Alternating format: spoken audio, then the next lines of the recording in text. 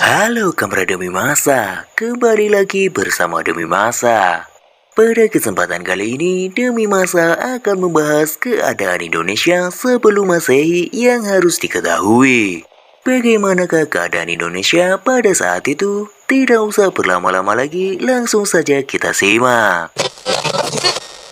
Banyak yang mempertanyakan bagaimana keadaan Indonesia pada tahun sebelum Masehi. Karena hal itu memunculkan banyak sebuah spekulasi. Namun, sejumlah peneliti memberikan beberapa pernyataan terkait keadaan Indonesia sebelum Masehi.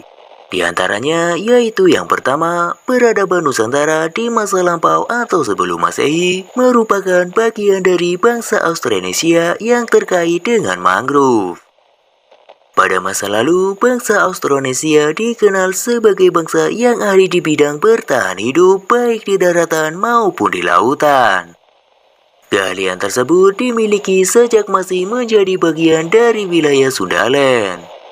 Untuk kemudian ketika berpisah pada zaman es ketiga yang terjadi pada 11.000 sampai 10.000 sebelum Masehi, bangsa Austronesia berlayar luas dan melakukan penjelajahan ke Samudra Pasifik dan Hindia sembari membawa peradaban mereka. Bangsa Austronesia memiliki kaitan yang erat dengan tumbuhan bakau yang digunakan di berbagai keseharian mereka, termasuk di dalamnya obat-obatan.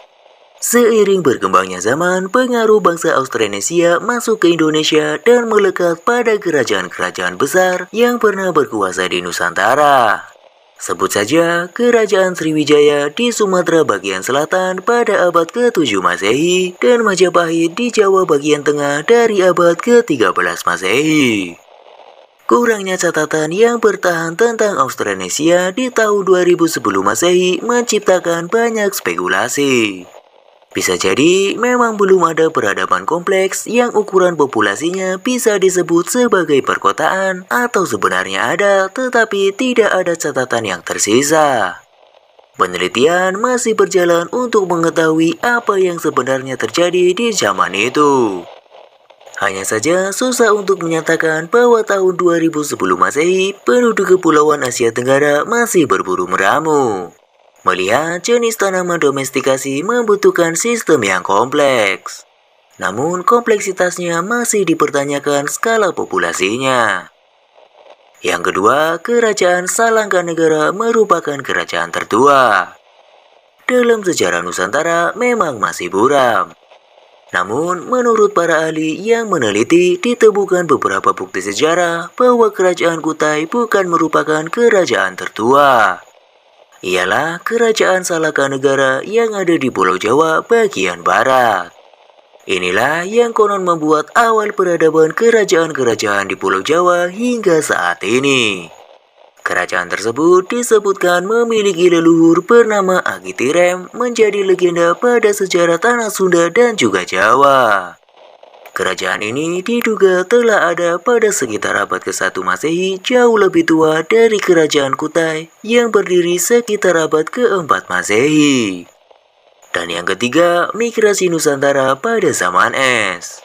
Pada zaman es, seperti yang dibahas pada bab yang ke-1, zaman es sendiri sering dikaitkan dengan Sundaland.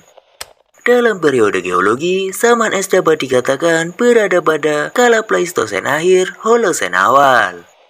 Di dalam kurun waktu tersebut, suhu bumi sedang turun, sehingga air laut cenderung membeku di bagian utara dan selatan bumi.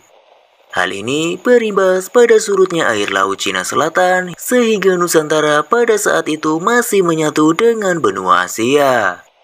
Permukaan laut tingginya kira-kira 125 meter lebih rendah dibandingkan permukaan laut saat ini.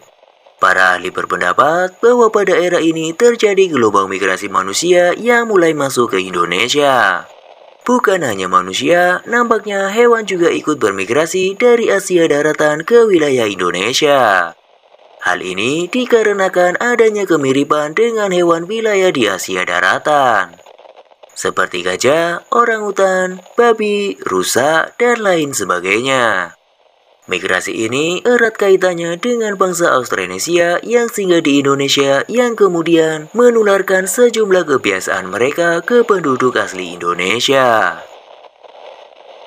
Demikianlah keadaan Indonesia sebelum Masehi. Bagaimana menurut kamu demi masa? Apakah sejarah ini cukup menarik? Tulis saja di kolom komentar. Sampai jumpa di kisah-kisah selanjutnya.